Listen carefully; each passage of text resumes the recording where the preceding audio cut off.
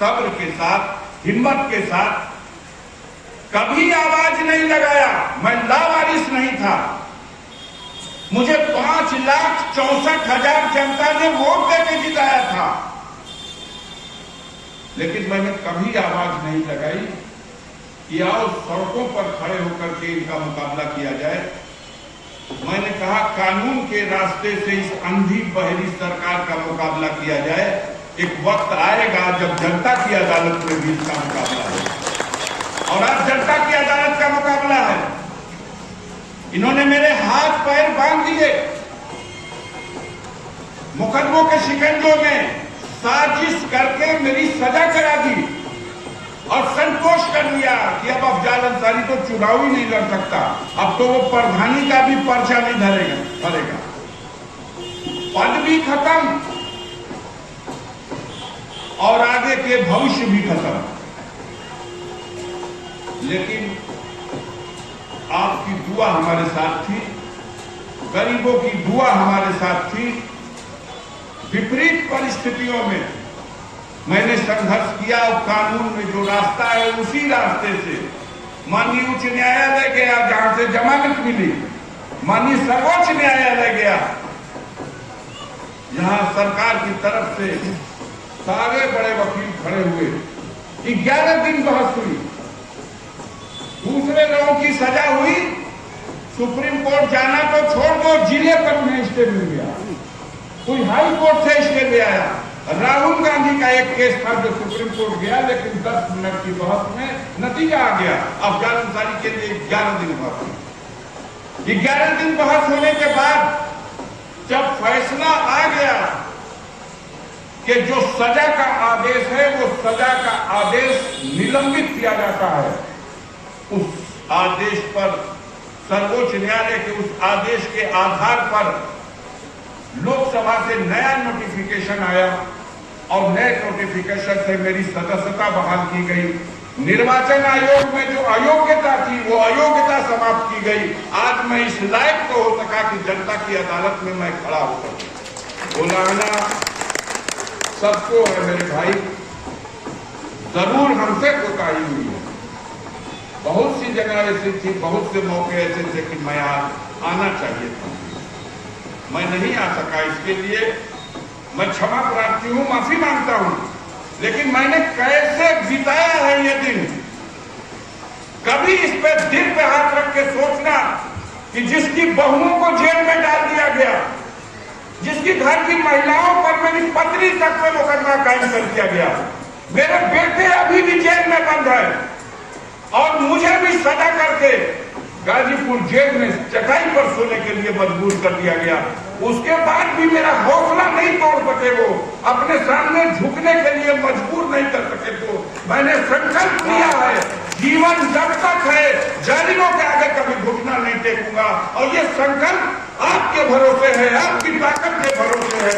आप अपने छोटे मोटे शिकवे को थोड़ी देर के लिए अलग रख दो, सोच लो मैं झुक जाऊंगा तो आप गयूर खुददार कौम के लोगों से कहना चाहता हूं, शायद आपको शर्मिंदगी का एहसास होगा, लेकिन यकीन रखो मर जाऊंगा, झुकूंगा नहीं जुल्म के सामने, इसलिए कि आपका व्यापार बुलंद है।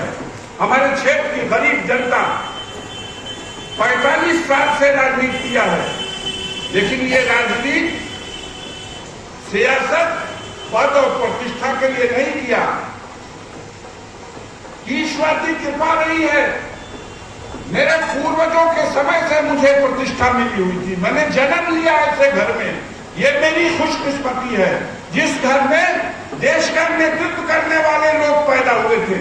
जब देश गुलाम था तब 1926 और 27 में इंडियन नेशनल कांग्रेस के प्रेसिडेंट हमारे परदादा डॉक्टर मुख्तार अहमद अंसारी थे, जिनके नेतृत्व में इस देश को आजाद कराने के लिए संघर्ष किया गया।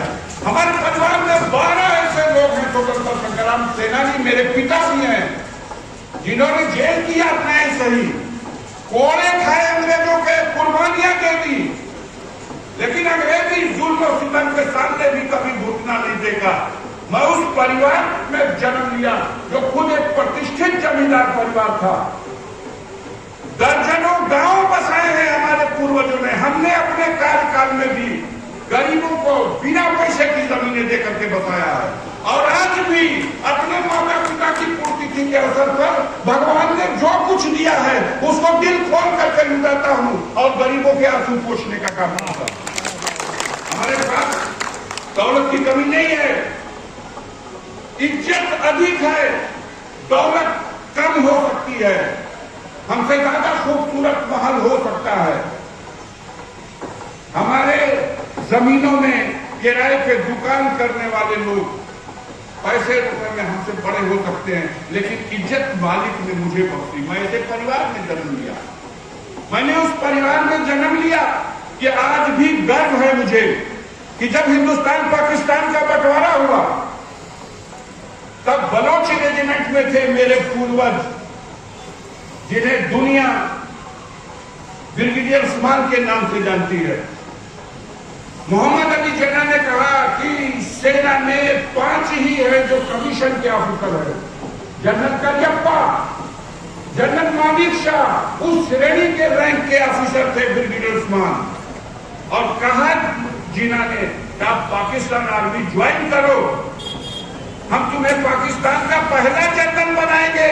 बड़ी परीक्षा की घड़ी थी, अगर धर्म के नाम का बंटवारा हमें स्वीकार होता, हमारे परिवार को स्वीकार होता, तो हमारा पूर्वज पाकिस्तान का सेना का जनरल होता।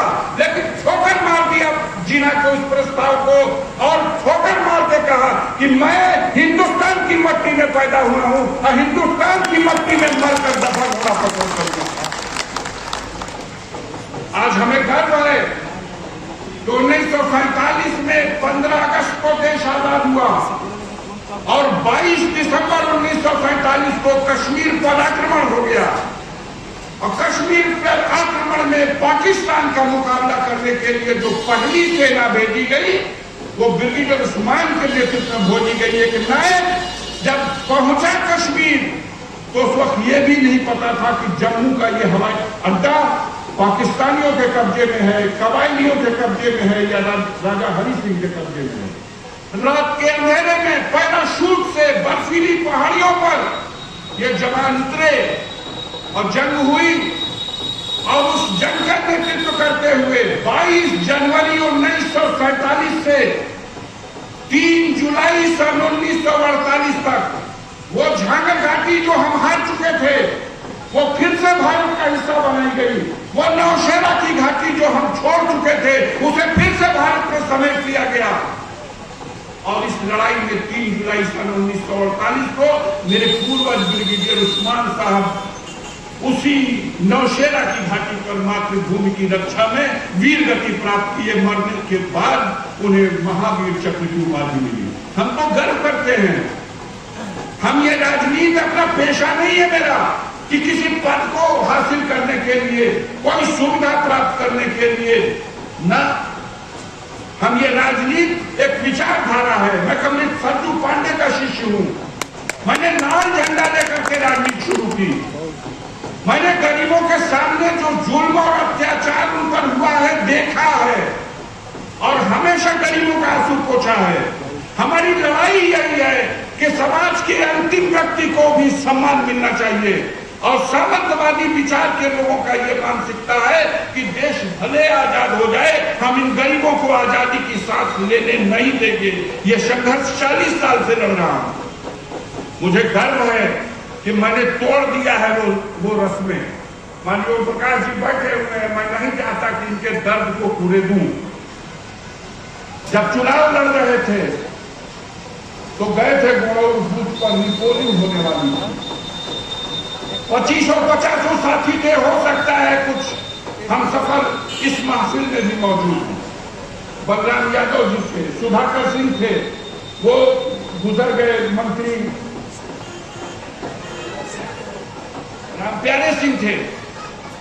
तमाम जिम्मेदार और हस्तियां थे।